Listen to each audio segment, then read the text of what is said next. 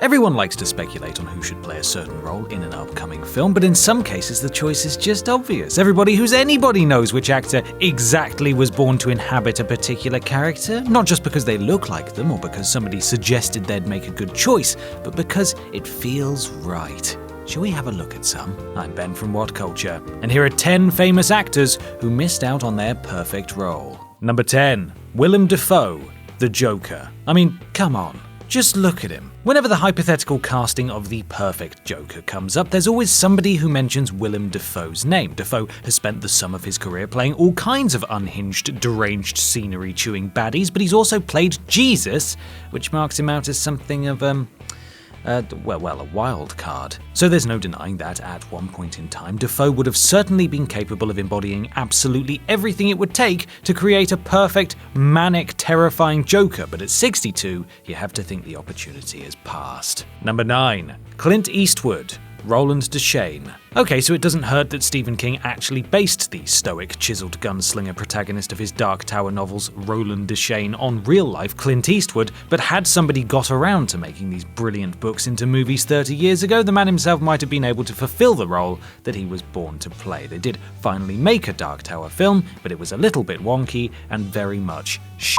Number 8. Michael Fassbender, James Bond. Michael Fassbender is smooth. He's capable of playing characters of all types, and when you listen to the guy talk, he's suave, collected, and mesmerizing. You also get the sense that he might just not be who he says he is, which makes him perfect for Bond. Just look at Lieutenant Archie Highcox in Inglourious Basterds if you're after proof. The thing about Fassbender is that he totally fits the bill in so many ways, even looking a lot like the Bond that Sir Ian Fleming drew when he created the character. And though a Fassbender interpretation of this iconic secret agent would undoubtedly differ to the Daniel Craig incarnation, it would have been great to see. Number 7. Kurt Russell, Solid Snake. The one and only man who could ever have played Solid Snake in a movie adaptation of a Metal Gear Solid game was Kurt Russell. No surprise really, given that Metal Gear mastermind Hideo Kojima partly based the character on Kurt Russell's similarly named anti-hero character, Snake Plissken, from the John Carpenter movies Escape from New York and Escape from LA. This would have been a role that Russell could have played with his eyes shut. If you imagine a 40-year-old Kurt Russell wearing Snake's iconic outfit, things start to get a little exciting. Not in that way, but he's just a little too old. Number 6. Bryan Cranston, Lex Luthor. One might argue that the Bryan Cranston is the bad guy thing has grown thin these past few years, but it's hard to deny the obvious compatibility factor between this actor and the infamous villain. You could even say that Cranston almost transformed into Lex Luthor over the course of Breaking Bad, in the sense that his mild-mannered Walter White ended up as a bold, monstrous genius who would stop at nothing to see his evil plans through to the end. Don't worry though, we've still got Jesse Eisenberg. Breaking Bad, yeah. Number 5. Orson Welles, Mr. Kurtz. There's no doubting the fact that had he somehow got his long-scheduled Heart of Darkness adaptation into production, Orson Welles would have had another masterpiece sitting pretty amidst his already impressive filmography. Though Darkness, one of Welles' passion projects, never went further than the script stages and casting decisions were never bandied around, it seems plausible to suggest that the Citizen Kane director could well have ended up as Kurtz, the ivory trader who goes insane in the African Congo. Welles would have certainly brought this grueling, conflicted and debauched character to life, or what life was left of him anyway. Number 4. Philip Seymour Hoffman, Roger Ebert. It's still strange to think that the immensely talented Philip Seymour Hoffman is no longer with us, a thought that also applies to late film critic and essayist Roger Ebert. After Hoffman's death, Ebert's wife announced that in the instance that a biopic were to be made of his life, he'd wanted Philip Seymour Hoffman to play him. There have been many examples of seemingly perfect casting decisions, and this certainly feels like one of them. The Ebert biopic is reportedly in the works in some fashion, but the problem now, of course, is that we've lost the perfect leading man. Number 3.